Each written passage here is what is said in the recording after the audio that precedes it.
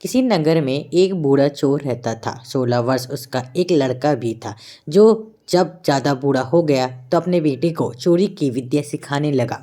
कुछ ही दिनों में वह लड़का चोरी विद्या में प्रवीण हो गया। दोनों बाप बेटा आराम से जीवन व्यतीत करने लगे। एक दिन चोर ने अपने बेटे से कहा, देखो बेटा, साधु संतों की कभी बात नहीं सुननी चाहिए। अगर कहीं कोई महात्मा उपदेश देता हो तो उसको अपने कानों में उंगलियां डालकर वहां से भाग जाना, समझे? हाँ बापू, समझ गया। एक दिन लड़के ने सोचा, क्यों ना आज राजा के घर पर ही हाथ साफ कर दूं। ऐसा सोचकर उधर ही चल पड़ा। थोड़ी दूर जाने के बाद उसने देखा कि रास्ते में बगल में कुछ लोग एकत्रित होकर खड़े हैं। उसने एक आते हुए व्यक्ति से पूछा, उस स्थान पर इतने लोग क्यों एकत्रित हुए हैं? उस आदमी ने उत्तर दिया, वहाँ एक महात्मा उपदेश दे रहे हैं। ये सुनकर उसका माथा ठनका। इसका उपदेश नहीं सुनूंगा, ऐसा सोचकर अपने कानों में उंगली डालकर वहां से चल भाग निकला। जैसे ही वह भीड़ के निकट पहुंचा, एक पत्थर से ठोकर लगी और वहां गिर गया। उसी समय महात्मा जी कह रहे थे, कभी झूठ नहीं बोलना चाहिए, जिसका नमक खाए उसका कभी बुरा नहीं सोचना चाहिए। ऐसा करने वालों को भगवान सदा सुखी बनाए रखते हैं।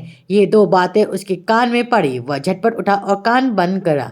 राजा के महल की ओर चल दिया। वहां पहुंचकर जैसे ही अंदर जाना चाहा कि वहां बैठे परिधान ने टोका, अरे कहाँ जाते हो, तुम कौन हो?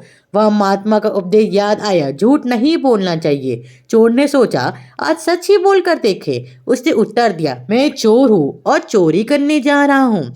अच्छा, जाओ जाओ। उसने सोचा, राजमहल का नौकर होगा, मजाक कर रहा है।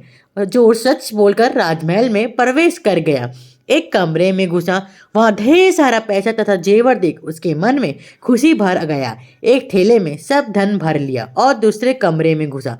वहां रसोई घर था। अनेक प्रकार के भोजन वहां रखा था। वह खाना खाने लगा। खाना खाने के बाद वह थैला उठाकर चलने लगा। तभी महात्मा का उपदेश याद आया, जिसका नमक खाओ उसका बुरा मत सोचो।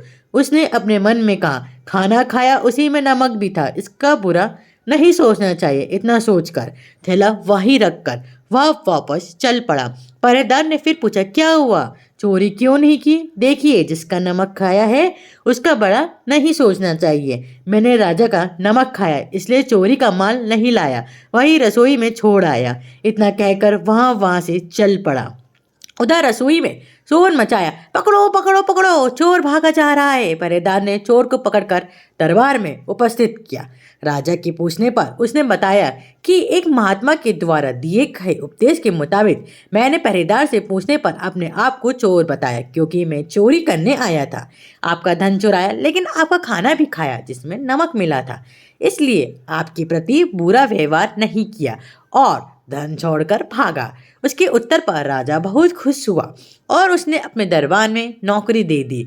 वह 2-4 दिन घर नहीं गया तो उसके बाप को चिंता हुई कि बेटा पकड़ लिया गया है। लेकिन 4 दिन के बाद वह लड़का आया तो बाप अचंभित रह गया। अपने बेटे के अच्छे वस्त्रों में देखकर लड़का बोला, बापूजी, आप तो कहते थे कि किसी साधु संत की बात ना सुनो, लेकिन मैंने एक महात्मा की बात सुनी और उसी के मुताबिक काम किया, तो देखिए सच्चाई का फल, मुझे राजमहल में अच्छी नौकरी मिल गई। इसलिए कहते हैं कि सबके संतों की बातें सुना करना चाहिए और अमल रहना चाहिए। धन्यवाद। Please subscribe it.